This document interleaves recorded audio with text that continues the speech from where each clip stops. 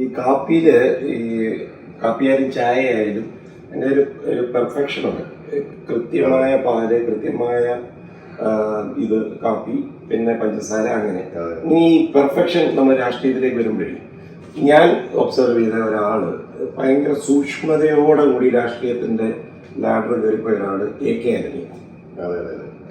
ഈ AK ആന്റണിയായിട്ട് വളരെ അടുത്ത് റോജിക്ക് കാണാൻ സാധിച്ചിട്ടുണ്ട്. പ്രത്യേകിച്ച് എനിക്ക് UPA ഗവൺമെന്റിന്റെ അദ്ദേഹത്തിന്റെ ഡൽഹി കാലഘട്ടത്തിൽ പണ്ടൊന്ന് ഡൽഹി പോയതാണ് കരുണാകരനായിട്ടുള്ള ഒരു ഇഷ്യൂ ഇന്ദിരാഗാന്ധിയുടെ സമയത്ത്. അത് കഴിഞ്ഞ് പിന്നെ ഒരു ലോങ് ടൈം ഒരു ഡൽഹി രാഷ്ട്രീയക്കാരനായിട്ട് കേരളത്തിൽ നിന്ന് പറിച്ചു നടക്കപ്പെട്ട AK ആന്റണി. ഈ AK ആന്റണിയുടെ എങ്ങനെ ഞാൻ ഈ പറഞ്ഞത് കറക്റ്റാണ്? ഈ വളരെ കറക്റ്റാണ്. അത്ര സൂക്ഷ്മതയുള്ള ഒരു രാഷ്ട്രീയക്കാരെ നമുക്ക് കാണാൻ അപൂർവം പറ്റുള്ളൂ. അദ്ദേഹത്തെ കുറിച്ച് ആളുകൾക്ക് പല തെറ്റിദ്ധാരണയൊക്കെ ഉണ്ട്. എനിക്ക് തോന്നിയ ഒരു കാര്യം, ഞാൻ NSC പ്രസിഡന്റ് ആയിരിക്കുന്ന സമയത്ത് അന്ന് ഞാൻ അദ്ദേഹത്തെ ഇടയ്ക്ക് കാണാൻ പോകും. അദ്ദേഹം വർക്കിംഗ് കമ്മിറ്റി അംഗമാണ്, രാജ്യസഭാംഗമൊക്കെയാണ്. അന്ന് നമ്മൾ പല രാഷ്ട്രീയക്കാരെയും കാണുമ്പോൾ അവര് നമ്മൾ ഈ സോഷ്യൽ മീഡിയയുടെ ഒരു പ്രാധാന്യത്തെ കുറിച്ചൊക്കെ പറയുമ്പോൾ അവർക്കത് മനസ്സിലാവില്ല. പ്രത്യേകിച്ച് ഒരു ജനറേഷൻ കഴിഞ്ഞ ആളുകൾ അവര് പറയും, എന്ത് സോഷ്യൽ മീഡിയ, ഞങ്ങളൊക്കെ സോഷ്യൽ മീഡിയ ഉണ്ടായിട്ടാണോ ഞങ്ങളൊക്കെ നേതാക്കന്മാരായത്, അല്ലെങ്കിൽ സർക്കാരൊക്കെ ഉണ്ടായത് എന്ന് പറയുന്ന ഒരു ആളുകളെയാണ് ഒരു എബോവ് 60 ആളുകളെ എടുത്തു കഴിഞ്ഞാൽ ഭൂരിപക്ഷം രാഷ്ട്രീയക്കാരും ഈ ഒരു കാലഘട്ടത്തിൽ അങ്ങനെയായിരുന്നു. ഇപ്പൊ എല്ലാവർക്കും അതിന്റെ പ്രാധാന്യം മനസ്സിലായി. ഞാനിപ്പോ ഇതൊരു 10 വർഷം മുമ്പുള്ള കഥയാണ് പറയുന്നത്. പക്ഷെ അന്ന് ഞാൻ AK ആന്റണിയെ കാണുമ്പോൾ അദ്ദേഹം എന്നോട് എപ്പോഴും പറഞ്ഞിരുന്നൊരു കാര്യമുണ്ട്, നിങ്ങൾ കൂടുതൽ സോഷ്യൽ മീഡിയയിൽ ശ്രദ്ധിക്കണം. അന്ന് എനിക്ക് ഒരു 70+ ആയിട്ടുള്ള AK ആന്റണി അദ്ദേഹം പറയും, എനിക്ക് എന്നെ കൊണ്ട് ഇതിനെ പറ്റൂല, പക്ഷെ നിങ്ങൾ ഇത് ചെയ്യണം. അപ്പൊ അതിന്റെ പ്രാധാന്യം അന്നേ മനസ്സിലാക്കിയിട്ടുള്ള ആളാണ് അദ്ദേഹം. എനിക്ക് ഓരോ ഉദാഹരണമാണ് ഞാൻ പറയാം. അദ്ദേഹത്തിന്റെ ഒരു സൂക്ഷ്മത. ഞാനിപ്പോ അദ്ദേഹം ഡൽഹിയിൽ മാസമെല്ലാം അവസാനിപ്പിച്ചപ്പോ നാട്ടിൽ സെറ്റിൽഡ് ആണല്ലോ, തിരുവനന്തപുരത്താണ്. KPCC ഓഫീസിൽ വരും അദ്ദേഹം. ഞാൻ ഈ അടുത്ത് KPCCയിൽ അദ്ദേഹത്തെ കാണാൻ പോയി. ഒരു പരിപാടി സമയത്ത് ചെന്നു അദ്ദേഹത്തെ കണ്ടു. അദ്ദേഹത്തെ കണ്ടപ്പോൾ അദ്ദേഹം എന്നോട് ചോദിച്ച ചോദ്യം, റോജിയുടെ ടൂർണമെന്റ് ഒക്കെ എങ്ങനെയായി എന്നെ ഞെട്ടിച്ചോളെ. ഞാൻ അങ്കമാലിയിൽ ഒരു നിയോജകമണ്ഡലത്തിൽ മാത്രമായിട്ട് നമ്മുടെ അവിടുത്തെ യുവാക്കളെ ഒന്ന് സംഘടിപ്പിക്കാൻ വേണ്ടിയിട്ട് ഞാനൊരു ടൂർണമെന്റ് നടത്തി. MLA കപ്പ് എന്ന് പറഞ്ഞാൽ ഞാനൊരു ടൂർണമെന്റ് നടത്തി. അങ്ങനെ വലിയൊരു പബ്ലിസിറ്റിയോ പുറത്തേക്കൊരു മീഡിയ കവറേജോ ഒന്നും ഉണ്ടായിട്ടില്ല. അതൊരു ലോക്കലി നിന്ന ഒരു കാര്യമാണ്. സമൂഹ മാധ്യമങ്ങളിലൊക്കെ അത്യാവശ്യം അത് വന്നിട്ടുണ്ട്. കാരണം കുറെ ആളുകൾ അതൊക്കെ അപ്രീഷിയേറ്റ് ചെയ്തു. എനിക്ക് തോന്നുന്നു തിരുവനന്തപുരം മീഡിയയിലൊന്നും അത്, അല്ലെങ്കിൽ മെയിൻ സ്ട്രീം ചാനലുകളിലോ തിരുവനന്തപുരത്ത് പ്രിന്റ് മീഡിയയിലോ പ്രാദേശികമായിട്ട് ചെയ്തൊരു പരിപാടിയാണ്. എന്നെ അത്ഭുതപ്പെടുത്തി. അദ്ദേഹം എന്നോട് ചോദിക്കാം, ടൂർണമെന്റ് ഒക്കെ എങ്ങനെ ഉണ്ടായി എന്ന് ചോദിക്കാം. ഞങ്ങളിത് സംസാരിച്ചുകൊണ്ടിരുന്നപ്പം അവിടേക്ക് നമ്മുടെ ഷാനിമോൾ ഉസ്മാൻ കടന്നു വരികയാണ്. ഷാനിമോൾ ഉസ്മാൻ കടന്നു വന്നപ്പോഴേ ഷാനിമോളോട് AK പറയുന്നത്, ഞാൻ ആ ആർട്ടിക്കിൾ വായിച്ചായിരുന്നു കേട്ടോ. ഷാനിമോള് ഏതോ ഒരു പത്രത്തിൽ എഴുതിയിരുന്ന ഒരു ആർട്ടിക്കിൾ ഞാൻ കണ്ടിരുന്നില്ല. ഒത്തിരിയധികം ആളുകൾ കണ്ടിട്ടുണ്ടെന്ന് എനിക്ക് തോന്നുന്നില്ല. പക്ഷേ അദ്ദേഹം പറയാണ്, ഞാൻ ആർട്ടിക്കിൾ വായിച്ചിരുന്നു, നന്നായിരുന്നു. അപ്പോ ഷാനിമോളുടെ ഇമ്മീഡിയറ്റ് ആയിട്ടുള്ള പ്രതികരണം, അത് അങ്ങെങ്കിലും ഇത് വായിച്ചല്ലോ, അങ്ങെങ്കിലും ഇത് കണ്ടല്ലോ, സമാധാനമായി, ആശ്വാസമായി. അത്ര സൂക്ഷ്മതയുള്ള കാര്യം. എനിക്ക് തോന്നുന്നു അത് ഈ ഒരു ടൂർണമെന്റിനും ആർട്ടിക്കിളിനും അപ്പുറം ഈ കോൺഗ്രസിന്റെ പിൻതലമുറക്കാർ എങ്ങനെ വരുന്നു, അവരുടെ പ്രവർത്തനങ്ങൾ എങ്ങനെയാണ്, പ്രത്യേകിച്ച് ഇങ്ങനത്തെ ടൂർണമെന്റ് പോലൊക്കെയുള്ള കാര്യങ്ങളെന്ന് പറഞ്ഞാൽ നമ്മള് നാട്ടിലേക്ക് കുറച്ചുകൂടെ വേരിറങ്ങുന്ന, നമ്മൾ കുറെ കൂടെ ഒരു ഇഴയെടുപ്പം, പ്രത്യേകിച്ച് നമ്മൾ യൂത്തിനെ നമുക്ക് കണക്ട് ചെയ്യാൻ ഇപ്പോൾ ഏറ്റവും നല്ല സ്പോർട്സ് ആണ്. അപ്പോൾ അത് കണ്ടുകൊണ്ടാണ്. പിന്നെ ഇന്നത്തെ ഉള്ള ഒരു സാമൂഹിക സാഹചര്യത്തില് നമുക്ക് പ്രത്യേകിച്ച് ലഹരിയുടെയൊക്കെ ഒരു അതിപ്രസരം നാട്ടിൽ വരുമ്പോൾ എനിക്ക് സ്പോർട്സ് അതിനൊരു ബദലായിട്ട് എനിക്ക് ഫീൽ ചെയ്തിട്ടുണ്ട്. അപ്പൊ അങ്ങനെയാണ് ഞാൻ സ്പോർട്സിലേക്ക് കൂടുതലായിട്ട് ഫോക്കസ് ചെയ്യാൻ ശ്രമിച്ചത്. അപ്പൊ ഞാൻ പറഞ്ഞ അങ്ങനെ ഇപ്പൊ ഞങ്ങളെപ്പോൾ ഉള്ള ആളുകളുടെ ഓരോ കാര്യങ്ങളും, ഓരോ ചലനങ്ങളും അദ്ദേഹത്തെ പോലുള്ള ഒരു സീനിയർ ആയിട്ടുള്ള ആള് ഈ പ്രായത്തിലും ശ്രദ്ധിക്കുന്നുണ്ട്. അപ്പം മധുചേട്ടൻ തുടക്കത്തിൽ പറഞ്ഞ കാര്യം, ആ സൂക്ഷ്മത തീർച്ചയായും ഒരു രാഷ്ട്രീയക്കാരന് വേണ്ടിയതാണ്. അപ്പൊ അദ്ദേഹത്തിന്റെ ഒരു വിജയത്തെ പറ്റി നമ്മൾ പറയുകയാണെങ്കിൽ ഈ സൂക്ഷ്മത ഒരു പ്രധാന ഘടകമായിരുന്നു മുകളിലോട്ട് കയറിപ്പോയതിൽ. തീർച്ചയായിട്ടും ഇദ്ദേഹം വേറൊന്നും കണ്ടത്, ഇപ്പൊ AK ആന്റണി ഡൽഹിയിലേക്ക് വരുന്നതിന് കുറച്ച് മുന്നെയാണ് ഈ പറയുന്ന രാജീവ് ഗാന്ധിയുടെ മരണം നടക്കുന്നതുമൊക്കെ സോണിയാഗാന്ധിയുടെ രാഷ്ട്രീയ പ്രവേശവും കോൺഗ്രസിനകത്ത് തന്നെ സോണിയാഗാന്ധിയെ അണ്ടർ എസ്റ്റിമേറ്റ് ചെയ്ത ഒരുപാട് ആൾക്കാരുണ്ട്, സീനിയർ ലീഡേഴ്സ് ഉണ്ടായിരുന്നു.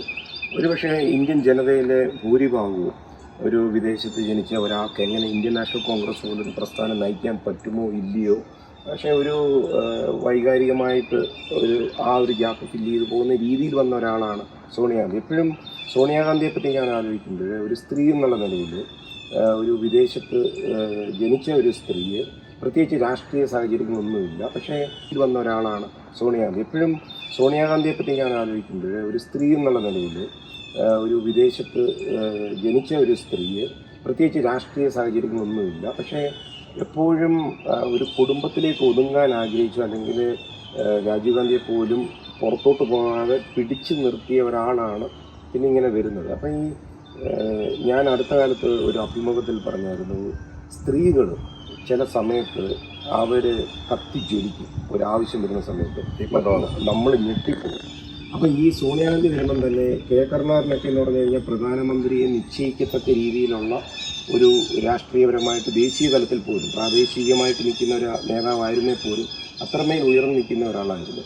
ഈ സോണിയാഗാന്ധി കൈവെള്ളയിലേക്ക് കോൺഗ്രസ് എന്ന് പറയുന്ന പ്രസ്ഥാനം ഒരു എണ്ണയിട്ട മിഷനറി പോലെ ഒരു പരാതികളില്ലാതെ, കോൺഗ്രസിനകത്തൊരു പരാതികളില്ലാതെ കൊണ്ടുപോകുന്നു. ദേശീയ തലത്തിൽ തന്നെ ഇവരെ വിദേശ വനിത എന്ന് പറയുന്ന രീതിയിൽ ആക്രമിക്കപ്പെട്ടിട്ട് പോലും എങ്ങനെയാണ് ആ ഒരു മിഷനറി കോൺഗ്രസ് പോലെ, നമുക്കിപ്പോൾ അറിയാതെ ഇപ്പോൾ കോൺഗ്രസ് എപ്പോഴും ഗ്രൂപ്പുകളും അങ്ങനെയൊക്കെയുള്ള അതിപ്രസരമുണ്ട്. കോൺഗ്രസ് നേരിടുന്ന ഏറ്റവും വലിയ ഒരു ഭീഷണി നല്ല രീതിയിൽ ഗ്രൂപ്പുകൾ പ്രയോജനപ്പെട്ടിട്ടുണ്ട്. എന്നിട്ടും പോലും സോണിയാഗാന്ധിയെ പോലെ ഒരാൾ എങ്ങനെ ആ മാനേജ്മെൻറ്റ് സ്കിൽ എങ്ങനെയാണ് പ്രയോജനിക്കുന്നത്? അവരുടെ പ്രവർത്തനം തീർച്ചയായിട്ടും അത്ഭുതപ്പെടുന്നത് തന്നെയാണ്. കാരണം താങ്കൾ പറഞ്ഞതുപോലെ ഒരു വിദേശ വനിത, ഒരിക്കലും രാഷ്ട്രീയത്തിൽ വരാനായിട്ട് ആഗ്രഹിക്കാത്ത ഒരാൾ, എനിക്ക് തോന്നുന്ന കുടുംബത്തിൽ ഒതുങ്ങി നിന്നിരുന്ന ഒരാൾ ഒരു പ്രത്യേക സാഹചര്യത്തിൽ കോൺഗ്രസിന്റെ തലപ്പത്തേക്ക് കടന്നു വരുന്നു. അത് കടന്നു വരുന്നതെന്ന് പറയുന്നത് രാജീവ് ഗാന്ധിയുടെ മരണശേഷം ഇമ്മീഡിയറ്റ് ആയിട്ട് അവർ കടന്നു വരികയല്ല. അന്ന് പലരും അത് നിർബന്ധിച്ചെങ്കിലും അവരന്ന് അതിന് ശ്രമിച്ചില്ല. പകരം വേറൊരു ലീഡർഷിപ്പ് വരുന്നു, വി നരസിംഹറാവു പ്രധാനമന്ത്രിയാവുന്നു. അതിനൊക്കെ ശേഷം പാർട്ടി ഒരു പരാജയത്തിന്റെ വക്കിലേക്ക് പോകുന്നു, അല്ലെങ്കിൽ പ്രശ്നങ്ങൾ ഉണ്ടാകുന്ന ഒരു സാഹചര്യത്തിൽ അവരാ പ്രതിസന്ധിയിൽ പാർട്ടിയുടെ ലീഡർഷിപ്പ് എടുത്ത് കടന്നു വരികയാണ്. അവര് കടന്നു വരുന്ന സമയത്ത് ചില സീനിയർ ആയിട്ടുള്ള നേതാക്കന്മാർ, പ്രത്യേകിച്ച് ശരത് പവാറിനെ പോലുള്ള ആളുകൾ, അന്ന് താരിഖ് അൻവറിനെ പോലുള്ള അർജുൻ സിംഗ്, രാജേഷ് അന്ന് അവർക്കൊക്കെ ചിലർക്കൊക്കെ എതിർപ്പുണ്ടായിട്ട് ഇപ്പോ ശരത് പവാറും താരിഖ് അൻവറിനെ പോലുള്ള ആളുകൾ, PS സാങ്മയെ പോലുള്ള ഇവരൊക്കെ അന്നത്തെ കോൺഗ്രസിന്റെ ഏറ്റവും മുതിർന്ന ദേശീയ നേതാക്കളാണ്, ഏറ്റവും പവർഫുൾ ആയിട്ടുള്ള ജനറൽ സെക്രട്ടറിമാരൊക്കെ ആയിരുന്നു. അവര് അന്ന് പാർട്ടിയിൽ നിന്ന് പോയി വേറൊരു പാർട്ടി NCP പോലുള്ള പാർട്ടിയൊക്കെ ഉണ്ടാക്കുന്നു. പക്ഷെ സോണിയാഗാന്ധി ലീഡർഷിപ്പിൽ കടന്നു വന്ന് അവര് കോൺഗ്രസിന്റെ മുഴുവൻ പ്രവർത്തകരുടെ വിശ്വാസം ആർജിച്ച്, നേതൃത്വത്തിന്റെ മുഴുവൻ വിശ്വാസം ആർജിച്ച്, അവരുടെ ഒരു പ്രവർത്തന ശൈലി കൊണ്ട് പാർട്ടിയെ ഒറ്റക്കെട്ടായിട്ട് മുന്നോട്ട് കൊണ്ടുപോകാൻ കഴിഞ്ഞു. യാതൊരു കോൺട്രവേഴ്സി പോലും ഇല്ലാതെ തിരിച്ച് പാർട്ടി അധികാരത്തിൽ വരുന്നു. പാർട്ടി അധികാരത്തിൽ വരുന്ന ഒരു ഘട്ടം വന്നപ്പോൾ, അവർ പ്രധാനമന്ത്രിയാവുന്ന ഒരു ഘട്ടം വന്നപ്പോൾ BJPയുടെ ഒക്കെ ഭാഗത്തുണ്ടായിട്ടുള്ള എതിർപ്പുകളൊക്കെ നമുക്കറിയാം, അന്ന് ഉണ്ടായിട്ടുള്ള ചർച്ചകളൊക്കെ നമുക്കറിയാം. സുഷമ സ്വരാജിനെ പോലുള്ള ആളുകളൊക്കെ ഉയർത്തിയിട്ടുള്ള വാദങ്ങളൊക്കെ നമുക്ക് അവരതൊന്നും ഗൗനിക്കാതെ അവര് പ്രധാനമന്ത്രി പദം ഡോക്ടർ മൻമോഹൻ സിംഗിനെ ഏൽപ്പിക്കുന്നു. പിന്നീട് നമ്മൾ കാണുന്നത് അന്ന് സോണിയാഗാന്ധിയുടെ നേതൃത്വത്തോട് വിയോജിപ്പ് പറഞ്ഞു പാർട്ടിയിൽ നിന്ന് വിട്ടുപോയ ശരത് പവാറിനെ പോലുള്ള ആളുകള്, താരിഖ് അൻവറിനെ പോലുള്ള ആളുകള്, ഈ ആളുകൾ മുഴുവനും UPAയുടെ ഭാഗമാവുകയും പിന്നീട് സോണിയാഗാന്ധിയുടെ ഏറ്റവും ഒരുപക്ഷെ അടുത്ത ഒരു ആളുകളായി മാറുന്ന ഒരു കാഴ്ച നമ്മൾ പിന്നീട് കാണുകയാണ്. അപ്പോ ഒരു ഘട്ടത്തിൽ തുടക്കത്തില് തന്റെ നേതൃത്വത്തിനോട് എതിർപ്പ് പ്രകടിപ്പിച്ചു പോയ ആളുകൾ പോലും പിന്നീട് സോണിയാഗാന്ധിയുടെ നേതൃത്വത്തിലുള്ള കോൺഗ്രസിനെ അംഗീകരിച്ച് അതിനോട് കൂടുതൽ യോജിച്ച് പ്രവർത്തിക്കുന്ന ഒരു കാഴ്ച നമുക്ക് കാണാം. അപ്പൊ അത്രയ്ക്ക് വളരെ അത്ഭുതപ്പെടുത്തുന്ന ഒരു ഇതാണ്. മനുഷ്യരുടെ തുടക്കത്തിൽ പറഞ്ഞൊരു കാര്യമുണ്ടല്ലോ, സ്ത്രീകൾ ചിലപ്പോ നമ്മൾ പ്രതീക്ഷിക്കുന്നതിനപ്പുറത്ത് അവരുടെ കഴിവ് പുറത്തെടുക്കുന്നു എന്നുള്ളത്. ഇപ്പൊ ഞങ്ങള് മണ്ഡലത്തിലൊക്കെ വനിതാ ജനപ്രതിനിധികളുണ്ട് നിരവധി, പഞ്ചായത്ത് പ്രസിഡന്റുമാര്, പഞ്ചായത്ത് മെമ്പർമാര്, ജില്ലാ പഞ്ചായത്ത് അംഗങ്ങൾ, അങ്ങനെ നമ്മൾ ഇവരൊക്കെ ആയിട്ട് നമ്മൾ ഇടപെടുമ്പോൾ ചില ആളുകളുടെ പ്രവർത്തനങ്ങൾ കാണുമ്പോൾ നമുക്ക് അവർ പുരുഷന്മാരെക്കാൾ എത്രയോ മടങ്ങ് മികച്ച പ്രവർത്തനം നടത്തുന്ന വനിതാ ജനപ്രതിനിധികൾ താഴെ തട്ടില് നമുക്ക് കാണാൻ സാധിക്കും. അപ്പൊ നമുക്ക് എന്താ അതിനകത്ത് മനസ്സിലാവുന്നത്, ഇവർക്ക് അവസരം കിട്ടാത്തതുകൊണ്ടാണ്. അതെ, ഈ സോണിയാഗാന്ധി നമ്മൾ നേരെ ഒന്ന് ബാംഗ്ലൂരേക്ക് പോയാൽ, എനിക്ക് ബാംഗ്ലൂർ എന്ന് പറഞ്ഞു കഴിഞ്ഞാൽ എൻ്റെ സ്വന്തം നാട് പോലെ. കൊട്ടാരക്കര കഴിഞ്ഞാൽ ഏറ്റവും കൂടുതൽ ഇഷ്ടപ്പെടുന്നത് അവിടെ പഠിച്ചു വളർന്നതും, പിന്നെ അന്ന് ഞങ്ങളുടെ കൺമുമ്പിൽ വളർന്നു വരുന്ന ഒരു യുവ നേതാവായിരുന്നു DK. ഒരിക്കലും അന്നേ ഒരു തീപ്പൊരി ആ കണ്ണുകളിൽ കാണാം. ബോൾഡായിട്ടാണ് നിൽക്കുന്നത്, ആരെയും ഗൗനിക്കത്തില്ല. അത് ചെറുപ്പം മുതലേ ഉള്ള ഒരു പേഴ്സണാലിറ്റി. അപ്പം ഒരു കണ്ണൂർ പൊളിറ്റിക്സിനെ പറ്റിയ ഒരു പാകപ്പെടലാണ് ഈ DK ശിവകുമാറിനുള്ളത്. അപ്പം അത് ബാംഗ്ലൂരിൽ എവിടെ DK അന്ന് നിന്നാലും ഈ കോൺഗ്രസ് നേതാക്കന്മാരുടെ ഇടയിൽ ബംഗാളിപ്പൊക്കെ ഉള്ള സമയത്ത് തന്നെ ആയാൽ പോലും ഈ എടുത്തു നിൽക്കുന്ന ഒരു യുവ നേതാവെന്നുള്ള രീതിയിൽ ഇന്നിപ്പോൾ രാജ്യം DKയിലേക്ക് ഫോക്കസ് ചെയ്യുകയാണ്. അപ്പം NSUവിൻ്റെ പ്രസിഡൻ്റായിട്ടിരിക്കുമ്പോൾ തന്നെ DK ആയിട്ട് പരിചയം കാണുമായിരിക്കും. പിന്നെ കർണാടക പോലെ ഒരു സ്റ്റേറ്റ്, BJP പോലെ ഒരു ദേശീയ പ്രസ്ഥാനത്തിന് പാർലമെന്റിലേക്ക് പോകണമെന്നുണ്ടെങ്കിൽ കർണാടക എന്ന് പറയുന്നത് ഒരു വലിയൊരു സ്റ്റേറ്റ് ആണ് അവരെ സംബന്ധിച്ച്. പക്ഷേ ഇത് കോൺഗ്രസ് കംപ്ലീറ്റ് ആയിട്ട് എടുക്കുകയാണെന്ന് പറഞ്ഞ് ഈ DK എങ്ങനെയാണ് ഈ രാഷ്ട്രീയത്തെ എങ്ങനെയാണ് ഏത് രീതിയിലാണ് കാണുന്നത്? ഒരു പാഠപുസ്തകമാണ്. വ്യക്തിപരമായിട്ടും അദ്ദേഹത്തിന്റെ ഒരു പൊളിറ്റിക്കൽ ശൈലിയും നമുക്ക് എല്ലാവർക്കും സാധിക്കില്ല. ഇത്ര ഡെയറിങ് ആയിട്ടുള്ള ഒരു രാഷ്ട്രീയക്കാരനെ ഞാൻ അപൂർവമായിട്ടേ കണ്ടിട്ടുള്ളൂ. ഇനി എന്ത് പ്രതിസന്ധി വന്നാലും അദ്ദേഹത്തിന് ഒരു പ്രശ്നമല്ല, എന്തും ഫേസ് ചെയ്യാൻ തയ്യാറാണ്. എനിക്ക് തോന്നുന്ന രാജ്യത്ത് BJP ഏറ്റവും കൂടുതൽ ടാർഗറ്റ് ചെയ്യുന്ന അല്ലെങ്കിൽ കോൺഗ്രസിൽ നിന്നും അടർത്തിയെടുക്കാനായിട്ട് പരിശ്രമിക്കുന്ന ഒരു രാഷ്ട്രീയ നേതാവാണ് DK. ഇപ്പോഴും അദ്ദേഹത്തിന് മുമ്പിൽ 2 ഓപ്ഷൻസ് ആണ് അവർ വയ്ക്കുന്നത്. ഒന്നുകിൽ നിങ്ങൾ ED CBI കേസുകൾ നേരിടുക, ജയിലിൽ പോകാൻ തയ്യാറായിക്കൊള്ളുക, അല്ലെങ്കിൽ നിങ്ങൾ കോൺഗ്രസിൽ നിന്നും BJPയിലേക്ക് വരിക. ഇതാണ് അവരുടെ ഒരു ശൈലി. അത് അദ്ദേഹം തന്നെ പലപ്പോഴും പറയാറുണ്ട് നമ്മുടെ അടുത്ത്. അതുകൊണ്ട് നിരന്തരം ഇല്ലാത്ത കേസുകൾ ആയിട്ട് ഇങ്ങനെ അദ്ദേഹത്തെ ശല്യപ്പെടുത്തിക്കൊണ്ടിരിക്കുകയാണ്. വടക്കേന്ത്യയിലേക്ക് പൊളിറ്റിക്സ് ഞാൻ കുറെ കണ്ടിട്ടുള്ള ഒരാളാണ്. കേരളത്തിൽ നിന്നും കുറെ വ്യത്യസ്തമാണ് കേരളത്തിന് വെളിയിലേക്ക് ചെല്ലുമ്പോൾ. അപ്പോൾ അവിടെയൊക്കെ ഒരുപക്ഷെ പല നേതാക്കളും ഇങ്ങനെ ഒരു സാഹചര്യം വന്നു കഴിഞ്ഞാൽ, പ്രത്യേകിച്ച് ജയിലിലേക്കൊക്കെ പോകേണ്ട ഒരു സാഹചര്യം. ഇപ്പം EDയുടെ സ്വഭാവം നമുക്കറിയാം. ED എന്ന് പറഞ്ഞു കഴിഞ്ഞാൽ നമ്മുടെ നാട്ടിൽ ഈ പണ്ട് ഈ പോലീസ് വണ്ടിക്ക് കൈ കാണിക്കുമല്ലോ. പോലീസ് വണ്ടിക്ക് കൈ കാണിച്ചിട്ട് അവന് ഫൈൻ ഇടണം എന്ന് വിചാരിച്ചാൽ എന്തെങ്കിലും കണ്ടുപിടിക്കും. മറ്റേ ലൈറ്റിന് പൊട്ടില്ല എന്ന് പറഞ്ഞതുപോലെ അങ്ങനെ ഒരു ശൈലി ഉണ്ടായിരുന്നു. ഒരാളെ ഫൈൻ അടിക്കണമെന്ന് തീരുമാനിച്ചാൽ എന്തെങ്കിലും വകുപ്പുണ്ടാക്കിയെടുക്കാൻ പറ്റും എന്ന് പറഞ്ഞതുപോലുള്ള ഒരു സംവിധാനമാണ്. വളരെ ലളിതമായി പറഞ്ഞാൽ ഇപ്പോൾ കേന്ദ്ര സർക്കാരിന്റെ കയ്യിലെ ED ഒരാളെ ഒരു 90 ദിവസം ജയിലിടണമെന്ന് പറഞ്ഞാൽ അതിനുള്ള വകുപ്പ് എങ്ങനെ വേണമെങ്കിലും ഉണ്ടാക്കിയെടുക്കാവുന്ന ഒരു ശൈലിയിലേക്ക് ഇപ്പം അതിനെ മാറ്റിയിട്ടുണ്ട് കേന്ദ്ര സർക്കാർ. BJP അവരുടെ ഒരു രാഷ്ട്രീയ ആയുധമാക്കി അതിനെ ഉപയോഗിക്കാം. അപ്പോൾ ഒരുപക്ഷെ പല നേതാക്കന്മാരെ സംബന്ധിച്ച്, പ്രത്യേകിച്ച് ഒരു 70 വയസ്സൊക്കെ കഴിഞ്ഞിട്ടുള്ള നേതാക്കൾ, വലിയ സ്ഥാനങ്ങളിലിരുന്ന ഒക്കെ ആളുകളായിരിക്കാം. അവരെയൊക്കെ സംബന്ധിച്ച് അവരുടെ മുമ്പിൽ ഇങ്ങനെ ഒരു സാഹചര്യം വരുമ്പോൾ ജയിലിൽ പോകണോ, അല്ലെങ്കിൽ BJPയുടെ രാജ്യസഭാ മെമ്പർ ആവണോ, അല്ലെങ്കിൽ ഇവിടെ കേന്ദ്രമന്ത്രി ആവണോ എന്നൊരു ചോദ്യം അവരുടെ മുമ്പിൽ വരുമ്പോൾ പല ആളുകൾക്കും ചിലപ്പോൾ ജയിലിൽ പോകാനായിട്ട് ചിലപ്പോൾ അവർ താല്പര്യപ്പെടില്ല. വേറെ സ്ഥാനമാനങ്ങളൊന്നും കിട്ടിയില്ലെങ്കിലും ഈ പ്രായത്തിൽ ചിലപ്പോൾ, അല്ലെങ്കിൽ അവരോ ചിലപ്പോൾ പെൺമക്കളെ പോലും ജയിലിലേക്ക് വിടുമെന്ന് ഭീഷണിപ്പെടുത്തി BJP അടർത്തിയെടുത്തിട്ടുള്ള നേതാക്കന്മാരുണ്ട്. ഇപ്പോൾ കോൺഗ്രസ് അവരുടെ പെൺമക്കളെ ജയിലിൽ വിടുന്നു. അതായത് ശരിക്കും ഇവരെന്തുകൊണ്ട് കോൺഗ്രസ് വിട്ടു എന്നുള്ളതിന്റെ യഥാർത്ഥ ചിത്രം സാധാരണക്കാർക്ക് മനസ്സിലാവുന്നില്ല. ഇത് യാഥാർത്ഥ്യമാണ്. അപ്പോൾ DKനെ പോലും അദ്ദേഹത്തെ ജയിലിലടച്ചു. അപ്പൊ ഇപ്പോഴും ആ ഭീഷണി തുടർന്നുകൊണ്ടിരിക്കുകയാണ്. അതൊക്കെ ഉണ്ടായാലും അതിനെ ഒന്നും പേടിക്കാതെ അതിനെ ഫേസ് ചെയ്ത് മുന്നോട്ട് പോകുന്ന ഒരു നേതാവാണ് ഇപ്പോഴും. അദ്ദേഹം എന്നോട് പറഞ്ഞ കാര്യമുണ്ട് ഒരിക്കലും. അതേപോലെ ഞാൻ ജയിലിൽ പോയതിന്റെ പേരിൽ എനിക്ക് രാഷ്ട്രീയമായിട്ട് എനിക്ക് നഷ്ടമൊന്നും ഉണ്ടായിട്ടില്ല. അതിനെ നേരിടാൻ ആ കരുത്ത് അദ്ദേഹം എനിക്ക് കൂടുതൽ കരുത്താർജിക്കാൻ കഴിഞ്ഞു എന്ന് വിശ്വസിക്കുന്ന ഒരാളാണ് അദ്ദേഹം. അപ്പോൾ അത്ര ഡെയറിങ് ആയിട്ടുള്ള ഒരു രാഷ്ട്രീയക്കാരൻ. കഴിഞ്ഞ ദിവസം രാജ്യസഭാ തെരഞ്ഞെടുപ്പ് കർണാടകയിൽ നമുക്ക് രാജ്യം മൊത്തം ഉണ്ടായല്ലോ. അപ്പോൾ കർണാടകയിൽ 3 സീറ്റാണ് നമുക്ക് വിജയിക്കാവുന്നത്. പക്ഷേ BJP മറ്റ് സംസ്ഥാനങ്ങളിലൊക്കെ ചെയ്തതുപോലെ തന്നെ ഒരു എക്സ്ട്രാ കാൻഡിഡേറ്റിനെ BJP JDS സഖ്യം ഒരു എക്സ്ട്രാ കാൻഡിഡേറ്റിനെ നിർത്തി കോൺഗ്രസ് MLA മാരെ അടർത്തിയെടുക്കാനായിട്ടുള്ള ഒരു പരിശ്രമം ഒക്കെ നടത്തി. അങ്ങനെ ഒരു സാഹചര്യം വന്നപ്പോൾ DK പുറകിൽ നിന്നല്ല കളിച്ചത്. DK നേരെ ഫ്രണ്ടിലേക്ക് ഇറങ്ങി അറ്റാക്കിംഗ് മോഡിലേക്ക് പോയി, ഡിഫൻസിലേക്കല്ല പോയത്. അദ്ദേഹം അറ്റാക്കിലേക്ക്, അപ്പൊ ഫോർവേഡിൽ കളിക്കുകയായിരുന്നു. അദ്ദേഹം ചെയ്തത് അവിടെ പോളിംഗ് ഏജന്റ് ആയിട്ടിരിക്കുന്നത് രാവിലെ തുടങ്ങി വൈകുന്നേരം വരെ ബൂത്തിൽ കോൺഗ്രസിന്റെ പോളിംഗ് ഏജന്റ് ആയിട്ടിരുന്നത് അദ്ദേഹമാണ്, DK ശിവകുമാരൻ.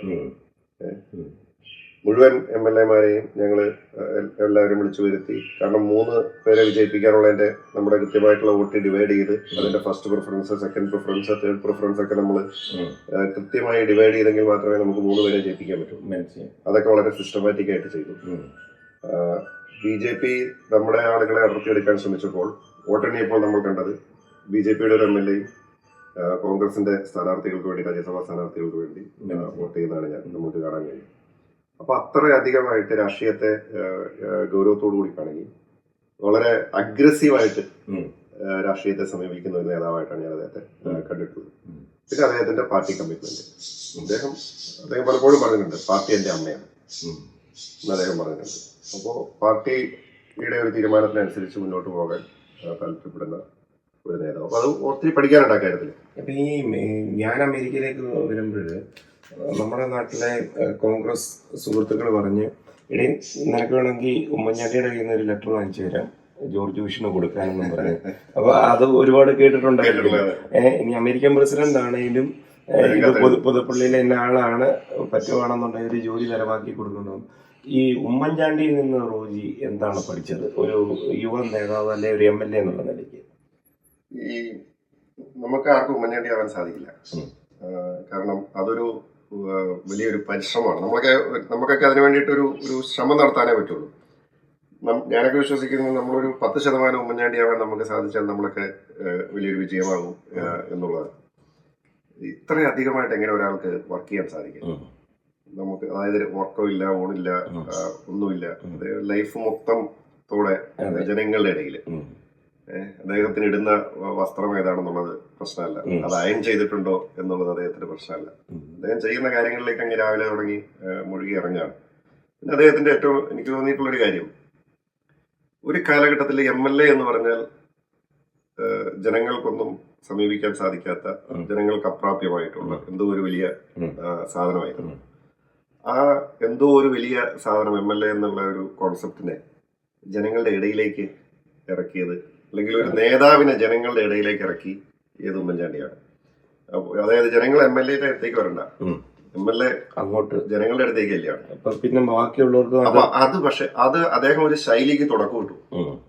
ആ ഉമ്മൻചാണ്ടി തുടങ്ങിയ ശൈലി അത് പിന്നെ ബാക്കിയുള്ളവർക്ക് അനുകരിക്കേണ്ടി, മുഴുവൻ MLA-മാർക്കും അനുകരിക്കേണ്ടി വന്നു എന്ന് പറയുന്നതാണ് യാഥാർത്ഥ്യം. ഈ ശൈലി കേരളത്തിന് വെളിയിൽ നമുക്ക് ഇവിടെയും കാണാൻ പറ്റില്ല. ഞാൻ പല സ്ഥലങ്ങളിലും പോയിട്ടുണ്ട്, പല സ്ഥലത്തെ രാഷ്ട്രീയം കണ്ടിട്ടുണ്ട്, ജനപ്രതിനിധികളെ കണ്ടിട്ടുണ്ട്. അങ്ങനെ ജനങ്ങളിലേക്ക് ഇറങ്ങുന്ന ഒരു രീതി വേറെ ഒരു സംസ്ഥാനത്തുണ്ടെന്ന് പറയാൻ കഴിയില്ല. അല്ലെങ്കിൽ MLA ഒരു ആവശ്യം വന്ന രാത്രി പാതിരാത്രിക്കും, ഇപ്പൊ കേരളത്തില് ആർക്കും രാത്രി 12 മണിക്കും 1 മണിക്കും ഒക്കെ ഒരു ആവശ്യം വന്നാൽ നേരെ അറിയാവുന്ന MLA-യുടെ നമ്പറാണ് അറിയാവുന്നെങ്കിൽ നേരെ MLA-നെ വിളിക്കാം. ആരും ചോദിക്കില്ല നീ എന്തിനാ ഈ സമയത്ത് വിളിച്ചതെന്ന്. ഇപ്പോൾ ഒരു MLA ചോദിക്കാൻ ചിലർ ആരും തന്നെ അതിനെ ശ്രമിക്കില്ല. കാരണം അത് ഇദ്ദേഹം സെറ്റ് ചെയ്തിട്ടുള്ള ഒരു ട്രെൻഡാണ്. ശരിക്കും ഇപ്പോഴത്തെ ഈ രാഷ്ട്രീയ കാലാവസ്ഥയിൽ ഉമ്മൻചാണ്ടിയുടെ ഒരു അഭാവം ഒരു പ്രസ്ഥാനത്തിൽ നിന്നുള്ള നിലയിൽ ഫീൽ ചെയ്യുന്നുണ്ട്. കാരണം ഞാൻ പലപ്പോഴും കണ്ടിട്ടുണ്ട്, കോൺഗ്രസിൽ എന്തെങ്കിലും ഒരു ക്രൈസിസ് വരുമ്പോൾ ഉമ്മൻചാണ്ടി എൻട്രി ചെയ്ത് കഴിഞ്ഞാൽ പിന്നെ അത് റിസോൾവ് ചെയ്തു എന്ന് പറയുന്ന ഒരു കാര്യം. പിന്നെ അദ്ദേഹത്തിന് ഞാൻ കണ്ടൊരു ഗുണം, പലരുടെയും കുമ്പസാര രഹസ്യങ്ങൾ പുള്ളി ഇനി എന്ത് രാഷ്ട്രീയമായിട്ട് അദ്ദേഹത്തിന് നഷ്ടം ഉണ്ടായാൽ പോലും പറയില്ല എന്ന് പറയുന്നത് അതൊരു വിശ്വാസ്യതയാണ്. അതെ, നമ്മുടെ അടുത്ത് ഒരാൾ വന്നൊരു കാര്യം പറയുന്നു, നമ്മള് അത് പുറത്തു പറയും അല്ലെങ്കിൽ വേറൊരാളോട് നമ്മളത് ഡിസ്ക്ലോസ് ചെയ്യും എന്ന് ആളുകൾക്ക് തോന്നി തുടങ്ങിയാൽ പിന്നെ ആരും നമ്മളെ വിശ്വാസം എടുക്കില്ല. ഉമ്മൻചാണ്ടി സാറിന്റെ ഒരു പ്രത്യേകത, നമ്മൾ അദ്ദേഹത്തിന്റെ അടുത്ത് എന്ന് എന്ത് പറഞ്ഞാലും അത് അദ്ദേഹം ഇങ്ങനെ കേട്ട് ചിരിച്ചു നിൽക്കത്തേ ഉള്ളൂ. അത് നമ്മളോട് പറയാനുള്ളതിന് മറുപടി നമ്മളോട് പറയാം. പക്ഷെ അത് എന്ത് സംഭവിച്ചാലും അദ്ദേഹം വേറെ ആളോട് പോയി പറയില്ല. അല്ലെങ്കിൽ നമ്മളെ കുറിച്ച് പോയി നമ്മുടെ നാട്ടിൽ പറയില്ലേ കഥ പറയുന്ന പരിപാടി, ഒരാളെ കുറിച്ച് പോയി കഥ പറയുന്ന സ്വഭാവം അദ്ദേഹത്തിനുള്ളതായിട്ട് എനിക്ക് തോന്നിയിട്ടില്ല. അദ്ദേഹം ഇതെല്ലാം കേൾക്കാൻ. പിന്നെ ഞാൻ പറഞ്ഞല്ലോ, അദ്ദേഹത്തിന്റെ വിടവ് വലിയൊരു വിടവ് തന്നെയാണ്. ഇപ്പോ ലീഡർ പോയി, ലീഡർ പോയതിനു ശേഷം കോൺഗ്രസ് ഉണ്ടായിട്ടുള്ള ഒരു വിടവുണ്ട്. അത് നമുക്ക് പൂർണ്ണമായിട്ട് നികത്തിയെടുക്കാൻ കഴിഞ്ഞിട്ടില്ല. ഉമ്മൻചാണ്ടി സാർ പോയി. ആ വിടവൊക്കെ നികത്തിയെടുക്കുക എന്ന് പറയുന്നത് എളുപ്പമല്ല ഓരോ രാഷ്ട്രീയ പ്രസ്ഥാനങ്ങളെ സംബന്ധിച്ചും. അത് എല്ലാ രാഷ്ട്രീയ പ്രസ്ഥാനങ്ങളിലും അത് ഉണ്ട്. അങ്ങനെ ഒരു പ്രതിസന്ധി ഉണ്ടാവും. ഉമ്മൻചാണ്ടി ദേഷ്യപ്പെടാറുണ്ട്. ഞാൻ ദേഷ്യപ്പെട്ട് കണ്ടിട്ടില്ല. അഥവാ ദേഷ്യം വന്നാൽ എങ്ങനെ അത് ചിരിച്ചോണ്ടേ ദേഷ്യവും ഉണ്ടെങ്കിലും ചിരിച്ചോണ്ട് തന്നെ നിൽക്കും. അദ്ദേഹം ദേഷ്യപ്പെട്ട് ഞാനിതുവരെ ദേഷ്യപ്പെട്ട് കണ്ടിട്ടില്ല അദ്ദേഹത്തെ. അതൊക്കെ വളരെ അപൂർവമാണ്. അങ്ങനെ മാധ്യമങ്ങളോടായാലും ആരോടായാലും ഇപ്പം അന്ന് ഏറുകൊണ്ടിട്ടായാലും ചിരിച്ചോണ്ട് നിൽക്കുകയാണ്. അങ്ങനെ അതൊരു ഭയങ്കര ക്വാളിറ്റി അല്ലേ? അത് ആർക്കെ സാധിക്കാൻ അങ്ങനെ? അത് വളരെ അപൂർവ ആളുകൾക്ക് മാത്രമേ സാധിക്കുള്ളൂ. നമ്മൾ മത നേതാക്കളെ പോലും ദേഷ്യപ്പെട്ട് കാണാറുണ്ട്. പക്ഷേ ഉമ്മൻചാണ്ടി നമുക്ക് അങ്ങനെ കാണാൻ കഴിയും. ഇപ്പം റോജി ഇനി ഒരുപാട് നേതാക്കന്മാരെ പറ്റി സംസാരിക്കാറുണ്ട്. അപ്പൊ വിമാനം കയറാനുള്ള സമയമാണ്. അപ്പം അടുത്ത വരവിന് ശരി.